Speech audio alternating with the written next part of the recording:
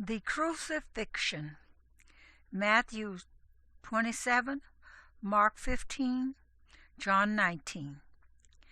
A large crowd came to Golgotha and stood around the crosses, looking up from time to time at the three men on them. Most of them were interested in the center cross on which Yahoshua was hanging. Nearby, the Roman guards who had crucified him were sharing out his clothes by throwing dice for them. Many of his enemies had come to laugh at him.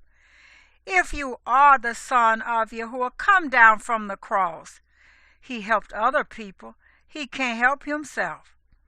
One of the thieves who was hanging next to him also started to jeer. "If you are the Messiah, save yourself and us." His words made the other thief very angry. "Don't you care what Yahuwah thinks of you?" he asked him.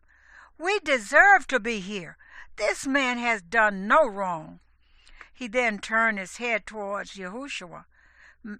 "Messiah," he said, "remember me when you reach your kingdom. This very day you will be with me in paradise." Just then 3 tearful women and a young man persuaded the guards to let them go right to the foot of Yahushua's cross. When Yahushua looked down, he saw that it was his mother, Mary, and she was being helped along by the young man whose name was John. The other women were also called Mary, Mary Magdalene, and Mary, the wife of Clopas. Yahushua was heartbroken to see the distress of his mother, and he called out to John, "Look after her. Treat her as your own mother." Then he said to his mother, "Look after him. Treat him as your own son." The talking exhausted Yahushua, and his mouth was becoming parched in the heat. "I'm thirsty," he gasped. One of the women heard him and dipped a sponge in some cheap wine which was kept ready for the purpose. She put it on a stick and held it up so that he could moisten his lips and drink a little of the wine. At midday, dark clouds seemed cover the sky, and for 3 hours it was as if the sun had gone forever. At 3 o'clock, Yahushua cried out loudly, my God, why have you deserted me?" As a soldier rushed to give him more wine, some of his enemies thought he was praying to be rescued from the cross and laughed at him. Yahushua knew that he had done all that he had set out to do.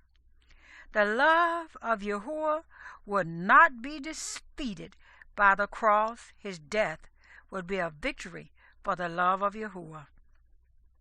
"Father," he called out triumphantly, "I give myself into your hands.